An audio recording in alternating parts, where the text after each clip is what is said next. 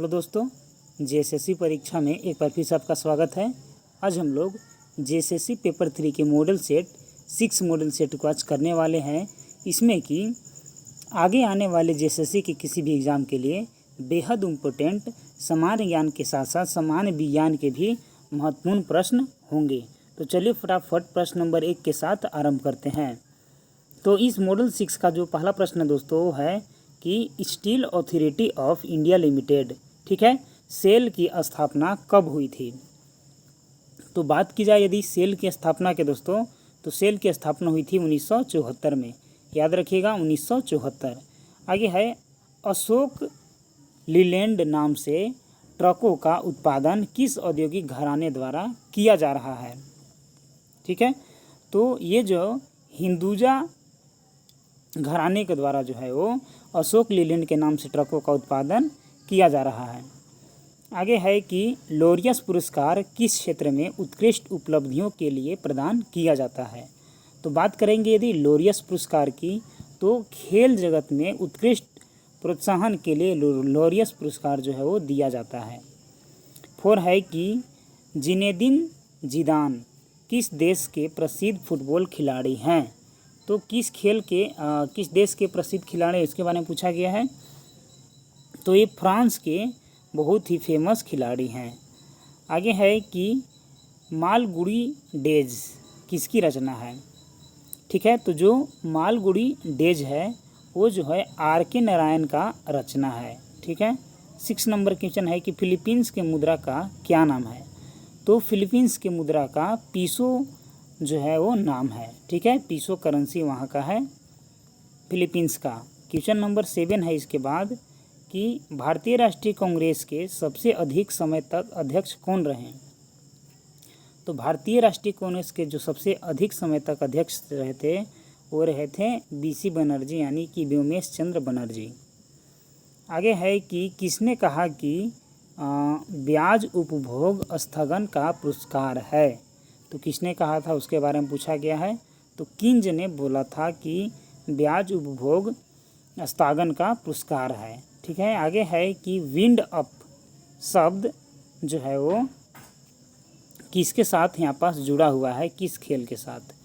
तो wind up जो शब्द है वो गोल्फ के साथ जुड़ा हुआ है। याद रखिएगा गोल्फ के साथ जुड़ा हुआ है।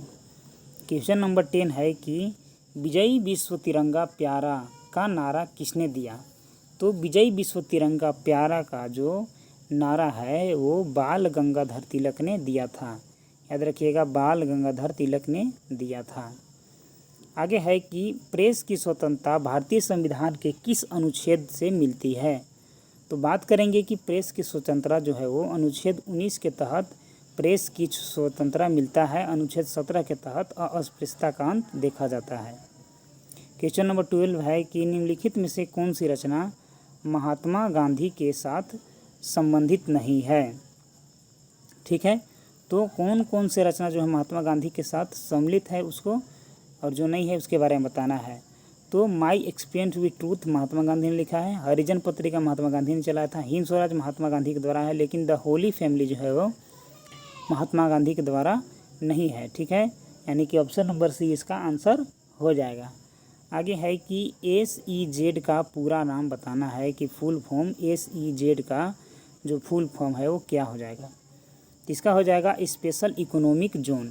ठीक है, SEZ का जो फुल फॉर्म हो जाएगा वो हो जाएगा स्पेशल इकोनॉमिक जोन। ठीक है, आगे है क्वेश्चन नंबर 14, राष्ट्रपति लोकसभा के सदस्यों में निम्न को प्रतिनिधित्व देने के लिए नामित कर सकता है। तो राष्ट्रपति लोकसभा के सदस्यों को निम्न के प्रतिनिधित्व देने के लिए किसको नामित कर सकता है राष्ट्रपति। तो एंग्लो इंडियन को नामित कर सकता है राष्ट्रपति।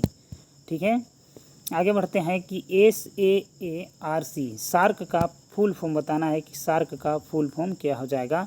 तो south Asian association for regional corporation. ठीक है, south Asian association for regional corporation हो जाएगा सार्क का फुल फॉर्म। ठीक है, चलिए आगे बढ़ते हैं क्वेश्चन नंबर 16 की ओर कि इलेक्ट्रिक बल्ब में फिलामेंट बना होता है।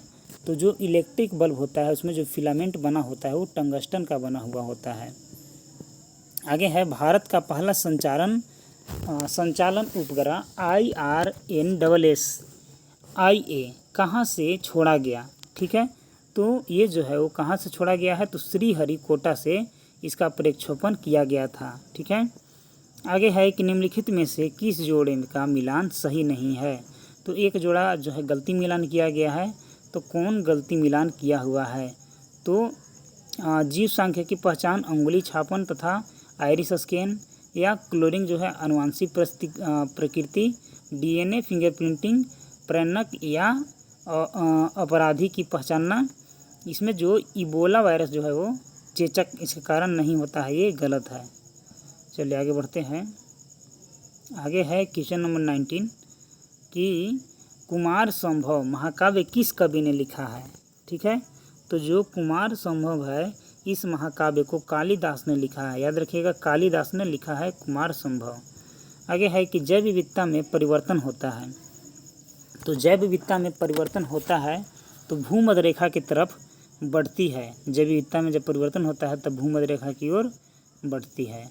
आगे है कि भारतीय रिपोर्ट सेसिंग संस्थान IIRS स्थित है। तो कहाँ स्थित है उसके बारे में प्रश्न जो है यहाँ पास पूछा गया है, तो देहरादून में स्थित है।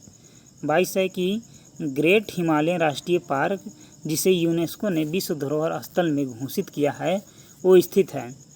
तो वो हिमाचल प्रदेश में स्थित है। ग्रेट हिमालयन राष्ट्रीय पार्क जो है कहाँ है, हिमाचल प्रदेश में स्थित है। आगे है कि उत्तर मध्य रेलवे जोन क्षेत्र का मुख्यालय कहाँ है। तो उत्तर मध्य रेलवे जोन क्षेत्र का मुख्यालय जो है वो इलाहाबाद है। याद रखिएगा, इलाहाबाद। ठीक है, प्रयागराज। आगे है कि अंतर्राष्ट्रीय अहिंसा दिवस मनाया जाता है। तो बताना है कि अंतर्राष्ट्रीय अहिंसा दिवस कब मनाया जाता है। तो अंतर्राष्ट्रीय जो अहिंसा दिवस है दोस्तों वो 2 अक्टूबर को मनाते हैं, अंतर्राष्ट्रीय अहिंसा दिवस। लाल बहादुर शास्त्री का जन्म इसी दिन हुआ था, महात्मा गांधी का जन्म इसी दिन हुआ था, और राष्ट्रीय अहिंसा दिवस इसी के दिन मनाते हैं। आगे है इसके बाद कि केंद्र की नई सरकार ने हाल ही में मराकेश संधि की पुष्टि की। इस संधि का उद्देश्य क्या है। तो इस संधि के उद्देश्य के बारे में प्रश्न जो है पूछा गया है। तो दृष्टिबाधित एवं मुद्रण आयोग योग्य लोगों की प्रकाशित रचनाओं तक पहुँच कर प्रोत्साहन देना इसकी जो है उद्देश्य है। आगे है कि पांडवों द्वारा गुरु द्रोणाचार्य को गुरु दक्षिणा में के रूप में निम्नलिखित में से कौन सा शहर दिया गया था। ठीक है, तो गुरु दक्षिणा के रूप में गुरुग्राम को दिया गया था। याद रखिएगा, गुरुग्राम को दिया गया था, जो कि गुड़गांव बोला जाता है। आगे है इसके बाद कि निम्नलिखित में से कौन सा प्रथम अफ्रीकी संयुक्त राष्ट्र संघ के महासचिव रहे हैं। तो अफ्रीकी संयुक्त महाराष्ट्र के जो महासचिव बने हैं उसके बारे में यहाँ पास प्रश्न जो है वो पूछा गया है। तो उनका नाम था बुतरस घाली। ठीक है, आगे बढ़ते हैं कि नेहरू ट्रॉफी किस खेल से संबंधित है। तो जो नेहरू ट्रॉफी है वो फुटबॉल से संबंधित है। नेहरू ट्रॉफी किससे संबंधित है, फुटबॉल से संबंधित है। आगे बढ़ते हैं 29वें प्रश्न की ओर की निम्नलिखित में से किस पुस्तक का संबंध मोगली नामक एक पात्र से है। तो मोगली नामक एक पात्र से पूछा गया है। तो जंगल बुक में मोगली नामक एक पात्र रहता है। ठीक है, मानव रहता है जो कि। आगे बढ़ते हैं कि भारतीय राष्ट्रीय कांग्रेस के 2 समूह गरम दल और नरम दल के अच्छे संबंध किस समझौते से बने थे। तो कहाँ पास जो है समझौता हुआ था, फिर से अच्छा संबंध बना था। तो लाहौर घोषणा के बाद जो है फिर से अच्छा संबंध बने थे। याद रखिएगा, लाहौर घोषणा। आगे बढ़ते हैं। आगे है कि ग्रामीण अवस्थापन विकास कोष का सृजन किसके अधीन किया गया। ठीक है, तो इसका जो सृजन है दोस्तों वो नाबार्ड के तहत सृजन किया गया। याद रखिएगा, नाबार्ड। आगे बढ़ते हैं कि जैव विघटित प्रदूषण है। तो जो जैव विघटित प्रदूषण है वो क्या है, तो वाहित मल द्वारा जैव विघटित प्रदूषण होता है, वाहित मल द्वारा। आगे है कि कुछ समुद्रीय जंतु एवं कीट अंधेरे में अपने शरीर से प्रकाश उत्पन्न करते हैं, इस घटना को कहते हैं। तो इस घटना को बताना है कि क्या कहते हैं। तो इस घटना को फास्फोरेंसेस और बायोल्यूमिनेसेंस बोला जाता है। ठीक है, यानी कि ए और बी दोनों बोला जाता है। 34 नंबर है कि निम्नलिखित में से कौन सा समूह से संबंधित नहीं है। ठीक है, तो कौन जो है वो समूह से संबंधित नहीं है, इसके बारे में पूछा गया है। तो निस जो है वो समूह से संबंधित नहीं है। आगे है कि वर्ष 2011 में जनगणना के अनुसार, ठीक है, यहाँ पास सर्वाधिक साक्षरता दर पूछा गया है, ठीक है, कौन राज्य में सर्वाधिक साक्षरता दर है दिए गए ऑप्शन की यदि हम लोग बात करेंगे तो दिए गए ऑप्शन में से जो सर्वाधिक साक्षरता है वो कौन सा है, तो वो है दोस्तों यहाँ पास अभी जो वर्तमान में दिया है ऑप्शन मणिपुर। ये सभी स्टेट में मणिपुर जो है वो सबसे साक्षर है। आगे बढ़ते हैं, इसके बाद की विजय 2020 फॉर इंडिया दस्तावेज संबंध है, ठीक है, तो विजय 2020 फॉर इंडिया दस्तावेज संबंधित है, तो किससे संबंधित है यह प्रश्न पूछा गया है, तो ये जो है गरीबी उन्मूलन से संबंधित है, गरीबी उन्मूलन से ये संबंधित है। आगे है निर्धनता का दुष्चक्र की अवधारणा संबंधी है, तो निर्धनता का दुष्चक्र की अवधारणा जो संबंधित है वो नर्स से संबंधित है, याद रखिएगा नर्स से संबंधित है। आगे है सुमेलित करना है कि कौन सा नियम जो है वो किसके साथ सुमेलित है, ये सुमेलित नहीं है, उसको सुमेलित करना है, ठीक है। तो यहाँ पास देखिए सर्व शिक्षा अभियान के बारे में बताया गया है, तो जो सर्व शिक्षा अभियान है दोस्तों किससे संबंधित है, तो ये जो है वो 3 से संबंधित है, यानी कि 2001 में सर्व शिक्षा अभियान लागू हुआ था 2000 में, लेकिन 2001 में संपूर्ण ढंग से आ गया था। बी जो है संबंधित है यानी कि साक्षर भारत, तो 2009 में साक्षर भारत 2009 से संबंधित है। और सी जो संबंधित है जैसे कि ऑपरेशन ब्लैक बोर्ड, ये जो है 1987 से संबंधित है। और बाकी जो डी बच गया राष्ट्रीय साक्षरता मिशन जो है वो 1988 में ये आएगा जो बच गया, ठीक है। चलिए यानी कि इसका जो करेक्ट आंसर है वो ऑप्शन नंबर 4 है, 3 4 1 2। आगे बढ़ते हैं, आगे है इसके बाद कि एजेंडा, ठीक है, एजेंडा 21 में कितने समझौते हैं, तो एजेंडा 21 की यदि हम लोग बात करेंगे तो इसमें टोटल समझौते जो दिया गया है वो दिया गया है 5 समझौता। 40 है कि भारत में जैव विविधता की दृष्टि से धनी जो है वो स्थान है, दिए गए ऑप्शन में से कौन सा स्थान जो धनी है, तो पश्चिमी घाट जो है वो दिए गए ऑप्शन में से सबसे धनी स्थान है। आगे है कि बुल फाइटिंग किस देश का राष्ट्रीय खेल है, तो जो बुल फाइटिंग है वो स्पेन का राष्ट्रीय खेल है। आगे है कि कामसूत्र के लेखक हैं, तो कामसूत्र के जो लेखक हैं वो हैं वात्स्यायन, वात्स्यायन कामसूत्र के लेखक हैं, याद रखिएगा वात्स्यायन कामसूत्र के लेखक हैं। आगे है कि रिंगगिट किस देश की मुद्रा है, ठीक है, रिंगगिट जो है वो किस देश की मुद्रा है, तो मलेशिया की मुद्रा है रिंगगिट, मलेशिया की मुद्रा क्या है रिंगगिट। आगे है कि एक उन्नत जल प्रबंधन, ठीक है, व्यवस्था का साक्ष्य प्राप्त हुआ, तो एक उन्नत जल प्रबंधन जो व्यवस्था का साक्ष्य है वो धौलावीरा से मिला था, याद रखिएगा धौलावीरा से मिला था।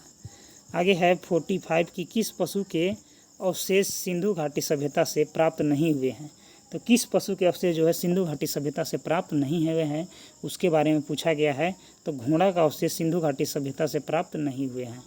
आगे है कि महात्मा गांधी ने अपनी निम्न पुस्तकों में से किस में ब्रिटिश पार्लियामेंट को बांझ और वेश्या कहा, तो किसने बांझ और वेश्या कहा उसके बारे में प्रश्न जो है पूछा गया है, तो ये जो है हिंद स्वराज, ठीक है, हिंद स्वराज ने इसको मतलब बोला गया था उसके द्वारा। आगे बढ़ते हैं यहाँ उसके बाद कि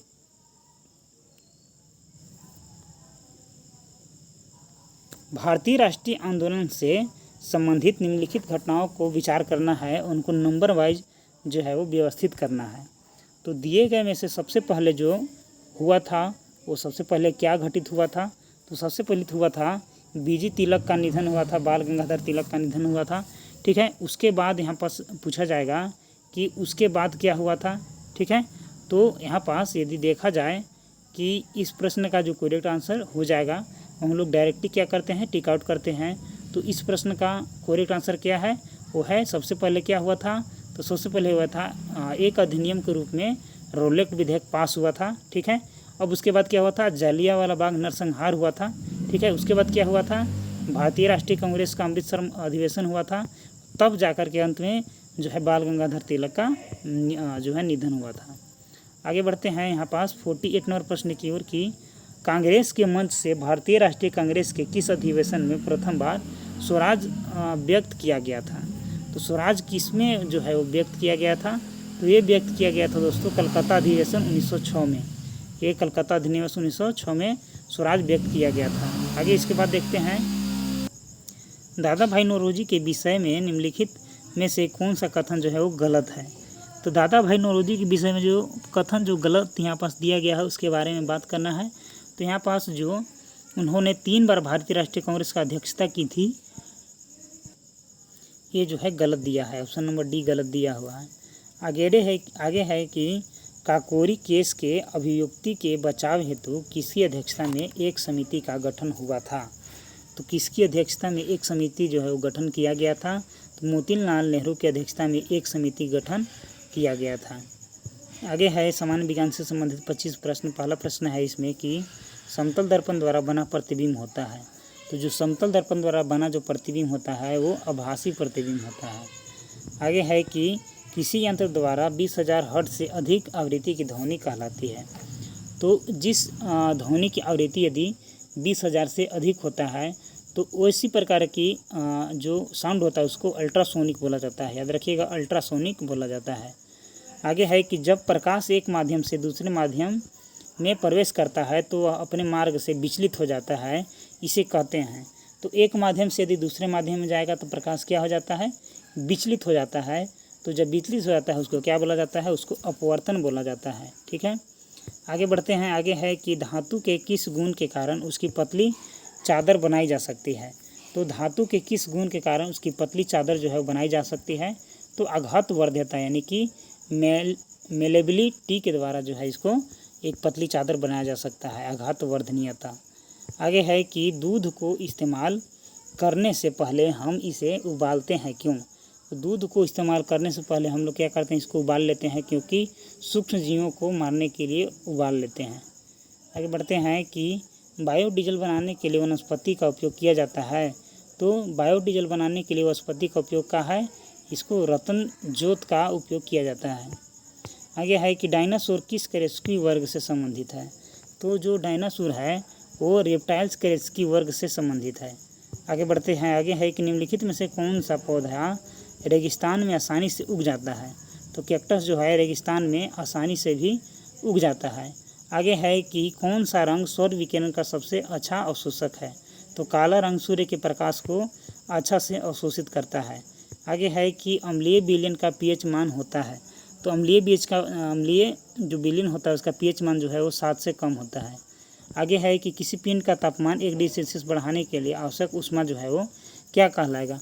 तो 1 डिग्री सेल्सियस बढ़ाने में जो ऊष्मा व्यक्त होता है उसको विशिष्ट ऊष्मा बोलते हैं। ठीक है, आगे है कि लेग हीमोग्लोबिन पाई जाती है।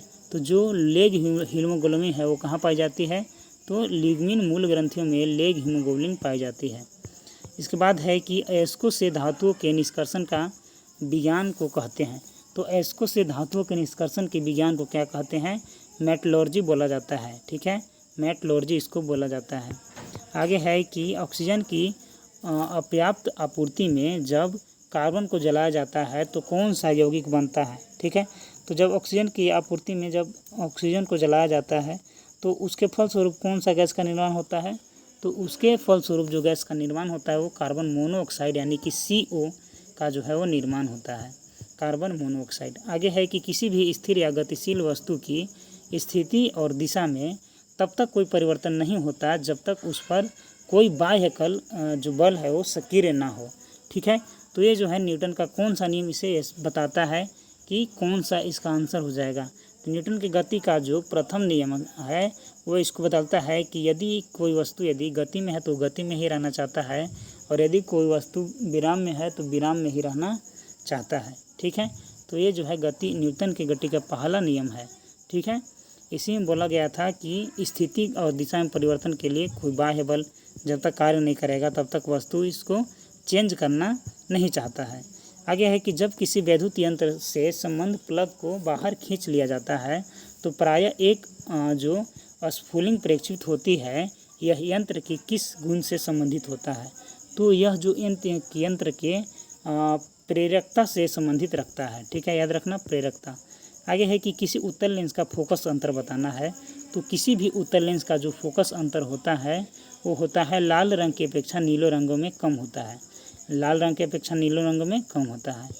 आगे है कि बंद कमरे में रखे किसी चालू रेफ्रिजरेटर का दरवाज़ा यदि खुला रख दिया जाए तो कमरे पर उसका नेट प्रभाव जो है वो क्या पड़ेगा ऑल ओवर कमरे पर। तो ऑल ओवर कमरे पर उसका प्रभाव यह पड़ेगा कि यह कमरे का गर्म कर देगा, यह जो रूम है उसको ये गर्म कर देगा। आगे है कि जब एक गेंद फर्श पर गिरता है तो उछलित होती है, वह उछलित होता है क्यों जो है वो गेंद जो है टप्पा खा के उछलित होता है। ऐसा इसलिए होता है कि संगठन के दौरान फर्श गेंद पर बल डालता है, ठीक है, जिसमें टकरने की ओर जाता है, उसी में जो गेंद है फर्श पर क्या करता है, बल आरोपित करता है, जिसके फलस्वरूप क्या होता है कि प्रत्येक क्रिया के बराबर तथा विपरीत अनुक्रिया होती है, तो वो नियम यहाँ पास कार्य करता है।